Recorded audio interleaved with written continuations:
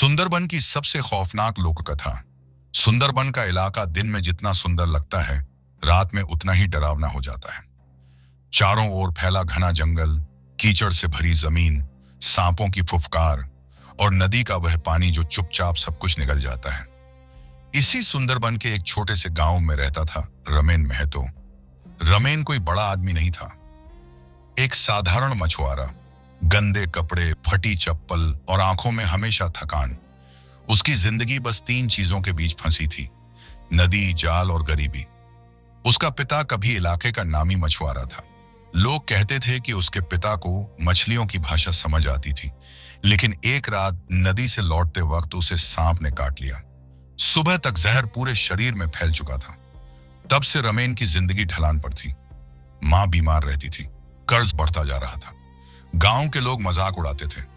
हर शाम रमेन शराब पीकर नदी किनारे बैठ जाता और खुद से बातें करता। क्या यही मेरी किस्मत है? क्या मैं भी इसी कीचड़ में सड़कर मर जाऊंगा? गांव के पश्चिम में एक जगह थी डांगी बागरचर। वहां कोई दिन में भी नहीं जाता था। कहा जाता था कि वहां एक औरत की आत्मा रहती है, मेछो पेतनी। बुजुर्ग बताते थे। वो पहले एक मछुआरे की पत्नी थी, बहुत सुंदर, बहुत लालची। उसने नदी से ज्यादा चाहा सोना और मछली। आखिरकार नदी ने उसे निगल लिया, लेकिन उसकी आत्मा नहीं गई। कहा जाता था कि वह पेतनी मछुआरों को लुभाती है, पहले मछली देती है, फिर जान लेती है। रमेन इन बातों पर हंसता था। गरीब आदमी को डर दिखाकर क्या मिलेगा? लेकिन उस दिन हालात अलग थे। उस रात रमेन के पास खाने तक के पैसे नहीं थे। मां बुखार में कांप रही थी। साहूकार सुबह आने वाला था। रमेन ने पहली बार सोचा, अगर एक रात डांगी बागर चला जाऊं तो। नशे में उसने डोंगी निकाली, लालटेन जलाई और अंधेरे में नदी के अंदर उतर गया। चारों तरफ सन्नाटा, केवल चप्पू की आवाज। जैसे ही वह डांगी बागर पहुंचा, हवा अचानक ठंडी हो गई। जंगल से किसी औरत के रोने की आवाज आई। रमेन का दिल जोर से धड़का, लेकिन तभी उसने जाल डाला और जो देखा उसने उसकी आंखें फाड़ दी।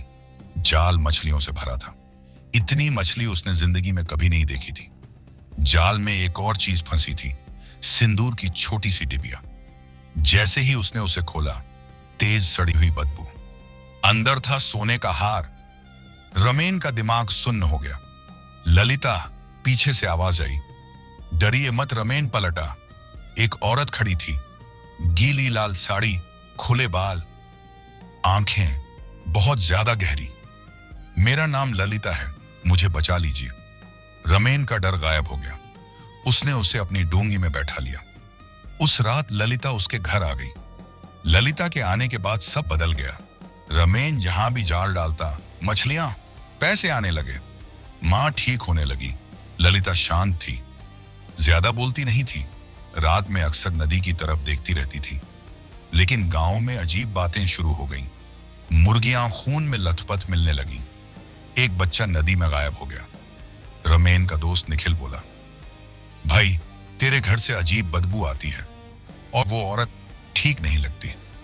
एक रात निखिल ने देखा, ललिता कच्ची मछली खा रही थी। उसकी आंखें लाल थीं, दांत लंबे। निखिल भागा, लेकिन सुबह उसकी लाश मिली। रमेन टूट गया। वह भागकर पहुंचा रक्षित काका के पास, जो तांत्रिक थे। रक्षित काका ने कहा, तूने डांगी बागर की मेछो पेतनी को आजाद कर दिया है। रक्षित काका ने बताया, वो औरत नहीं, वो नदी की भूखी आत्मा है। तुझे प्यार नहीं, तेरा खून चाहिए। रमेन घर लौटा। ललिता मुस्कुरा रही थी। अब सच जान गया?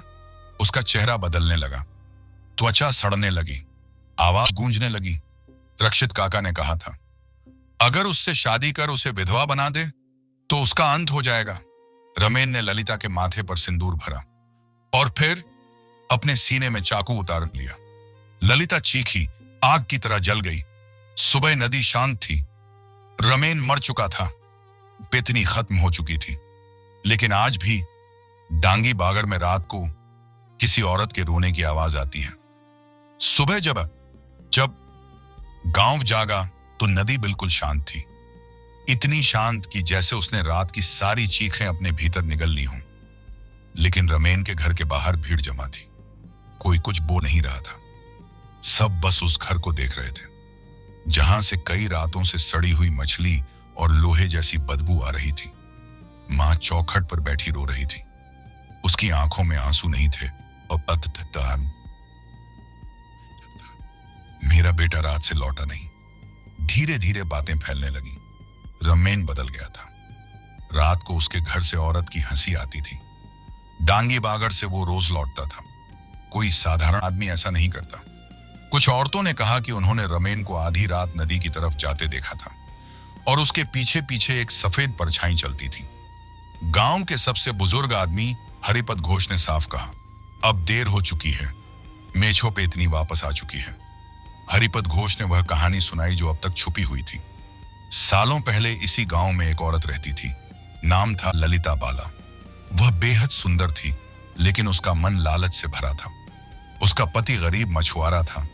वह चाहती थी सोना, बड़ी मछलियां, ताकत।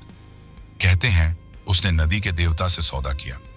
एक रात नदी ने उसे सब कुछ दिया, लेकिन बदले में उसका मानव शरीर छीन लिया। वह मर गई, लेकिन उसकी आत्मा नदी में रह गई। वह बन गई मेछो पेतनी, जो मछलियों, मांस और इंसानी लालच पर पलती है। तब एक तांत्रिक ने उसे सिंदूर की डिबिया में बांधकर डांगी बागर के नीचे दफना दिया, और अब रमेन ने उसे आजाद कर दिया था। उसी रात गांव में पहली मौत हुई। एक बच्चा जो नदी किनारे खेल रहा था, उसकी लाश मिली, बिना आंखों के, बिना खून के, केवल गर्दन पर नाखूनों के निशान और पानी में तैरता हुआ एक लाल साड़ी का टुकड़ा। अब किसी को शक नहीं था। तीसरे दिन रमेन मिला, या यूं कहें जो बचा था वह मिला, डांगी बागर के पास, कीचड़ में आधा धंसा हुआ। शरीर नीला पड़ चुका था, आंखें खुली हुई, मुंह में अजीब सी मुस्कान, और उसके हाथ में वही सिंदूर की डिबिया, लेकिन डिबिया खाली थी। उस रात गांव में किसी ने दरवाजा खटखटाया। एक औरत खड़ी थी, गीली साड़ी, खुले बाल, मुस्कान बहुत शांत। मैं रास्ता भटक गई हूं। जिस घर ने दरवाजा खोला, सुबह वह घर खून से भरा मिला। अब हर रात वह औरत किसी न किसी घर के बाहर दिखती थी, कभी रोती, कभी हंसती, कभी सिर्फ देखती। गांव वाले फिर रक्षित काका के पास पहुंचे। काका ने कहा, मेछो पेतनी अब पूरी तरह आजाद है। अब वह सिर्फ रमेन पर नहीं, पूरे गांव पर हक चाहती है। उसे वापस बांधना होगा, लेकिन अब कीमत ज्यादा है। कीमत किसी का स्वेच्छा से बलिदान, जो लालच से नहीं प्रेम से मरे। गांव में सन्नाटा छा गया। उसी रात एक औरत नदी की तरफ अकेली जाती दिखी। उसके हाथ में दीपक था और आंखों में फैसला। नदी की सतह पर हलचल हुई और जंगल से वही आवाज आई, आ गई तुम। दीपक बुझ गया। पी पी पी अंधेरा घना हो गया। दीपक बुझते ही अंधेरा ऐसा छाया जैसे जंगल ने सांस रोक ली हो। नदी की सतह पर गोल गोल लहरें उठने लगी। पानी के नीचे कुछ हिल रहा था, कुछ बहुत बड़ा और बहुत भूखा। वह औरत सरस्वती हर किसी की नजरों से ओझल हो चुकी थी। सरस्वती रमेन की मां नहीं थी। वह गांव की सबसे शांत विधवा थी, जिसका बेटा सालों पहले नदी में डूब गया था। उसके पास अब खोने को कुछ नहीं था। सरस्वती ने कांपते हाथों से दीपक फिर जलाया। मैं आ गई हूं, उसकी आवाज कांपी। जिसे तुम चाहती हो वही मैं हूं। पानी से हंसी उभरी, धीमी, गूंजती हुई, ऐसी हंसी जो इंसान की नहीं होती। पानी से वह निकली, गीली साड़ी, लंबे काले बाल, लेकिन चेहरा आधा सड़ा हुआ था। आंखें मछली जैसी, बिना पलक के। मेछो पेतनी, तू कौन है? उसकी आवाज पानी जैसी ठंडी थी। सरस्वती ने कहा, एक मां जिसने सब कुछ खो दिया। मेछो पेतनी रुकी। पहली बार उसकी आंखों में कुछ बदला। मेछो पेतनी का अंतिम सच, मैं भी मां थी, उसने कहा, और नदी के ऊपर अतीत तैरने लगा। एक झोपड़ी, एक बच्चा, भूख, लालच। उसका बच्चा भूख से मर गया था, और उसी रात उसने नदी से सौदा किया, मुझे शक्ति दे दो, मुझे कभी भूखा मत रखो। और नदी ने ले लिया था उसका मानव हृदय। वह पेतनी बन गई, रक्षित काका की बात सच थी। पेतनी बोली, मुझे खून नहीं चाहिए, मुझे इच्छा से दिया गया जीवन चाहिए। जो मुझे मारे बिना मेरे लिए मरे। सरस्वती आगे बढ़ी, तो ले लो मुझे। गांव दूर खड़ा सब देख रहा था, कोई रो नहीं रहा था। सब समझ चुके थे यह अंत है। सरस्वती ने नदी में कदम रखा। पानी उसके घुटनों तक, फिर कमर तक, फिर छाती तक। मेछो पेतनी ने उसका माथा छुआ। डर नहीं लगता? सरस्वती बोली, डर तब लगता है जब जीने की उम्मीद हो। उसने आंखें बंद कर ली। नदी उफन पड़ी। लाल पानी, तेज हवा, शेर, तेज हवा, जंगल कांप उठा। एक चीख जो इंसान और जानवर के बीच की थी। मेछो पेतनी का शरीर फटने लगा। उससे पानी नहीं बल्कि राख निकलने लगी। उसके बाल सड़कर गिरने लगे। आंखें बुझ गईं। बस अब बहुत हो गया, और वह पानी में घुल गई। नदी शांत हो गई। सुबह गांव पहुंचा। नदी साफ थी, पक्षी लौट आए थे। सरस्वती नहीं मिली, लेकिन जहां वह खड़ी थी वहां एक छोटा सा पत्थर था। उस पर कोई नाम नहीं। आज भी डांगी बागड़ सुनसान है। कोई पेतनी नहीं दिखती, कोई हंसी नहीं। लेकिन कभी कभी बरसात की रात में नदी किनारे एक दीपक तैरता दिखता है। लोग कहते हैं वह दीपक उस मां का है जिसने पूरे गांव को बचाया। कुछ आत्माएं लालच से जन्म लेती हैं और कुछ प्रेम से उन्हें खत्म करती हैं। उस दिन के बाद डांगी बागड़ फिर से जीवित हो उठा। मछुआरे बिना डर के जाने लगे। गांव में समृद्धि लौट आई, और रमेन की मां ने नदी किनारे एक छोटा दीपक जलाया।